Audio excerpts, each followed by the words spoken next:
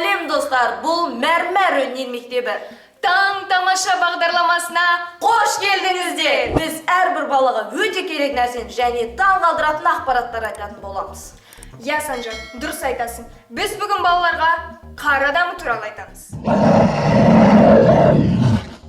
Снежный человек немесе Йети. Сіздер оны барлықтарыңыз мультфильмнен көрген шығарсыздар. Ежелгі қазақтар қар адамын кісі киік деп атаған екен. Неге киік? Себебі қар адамы адамға көрінбейді дейді. Көрінсе қашып кетеді екен. Жоқ, ол өтірік. Себебі қар адамның денесі дөу, қолдар үлкен, денесін бәрін жүн басқан, көздері болса қып-қызыл және тырнақтары деген сойталдай ғой. Ой, ол өтірік. Мультфильмде мүлдем ондай емес. Мысалы, Бигфут. Ол мультфильмді көргенмін мен. Олардың Саскоч, Ерин, Йети деген атаулары бар. Олай болса, біз бастаймыз!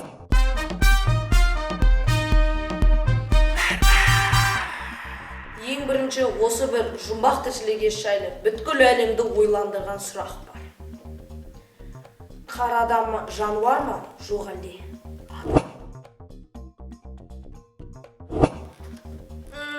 Адам деп ойлаймын. Жоқ. Сіз қателесесіз. Қар адамы ол құбыжық. Бүкіл әлемнің ғалымдары жиналып, қар адамының жабайы адамның ерекше түрі екенін айтқан. Кейбіреулер қар адамын маймылдың үлкен түрі. Тіпті кейбіреулері қар адамын басқа әлемнен келген ғаламшарлықтар дейтіндер де бар. Бірақ соңғы зерттеуге қарағанда ақш ғалымдары қар адамының аюлардың ұрпағы екенін дәлелдеді. Сабина, оны ғалымдар анықтаса анықтай берсін. Ал бүгін біз балаларға сол кісі киік жайлы қызықты ақпараттар айтып бермейміз бе? Ал біз бастаймыз!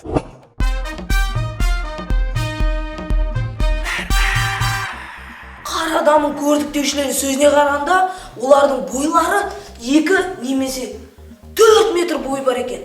Мойны қысқа, қолдары ұзын, әрі бет-әлпеттері қап-қара. Елестетіңдерші, ол құбыжықтың бір түрі ғой.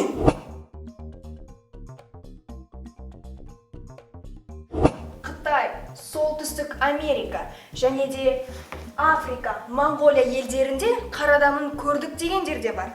Ал бізде Канаданың Ванкувер мекенінде қар адамы өте көп кездеседі. Және де Гималай тауы.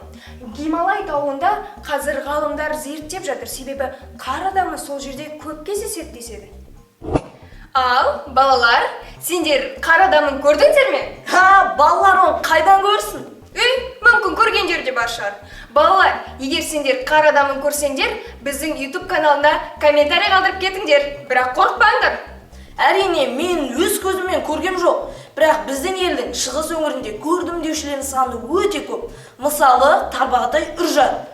Елестетші, сен тауда кетіп бара жатқанда алдыңнан деп атып шықса. Айтпақшы, Санжар, осы қар адамы көзге көріне ме екен? Оның телепаттық қасиеті болған соң көрінбейтін шығар. Қар адамы көзге көрінбейді, көрінсе де тез ғайып болып кетеді дейді. Ал балалар, сендердің араларына мықты ғалым шығып, сол қар адам зерттейтін шығар. Мінекей балалар, сендерге айтқымыз келгенде осы еді. Келесі жолы сендерді керемет ақпараттармен қуантатын боламыз. Ал ендеше, кездескенше. Бай-бай!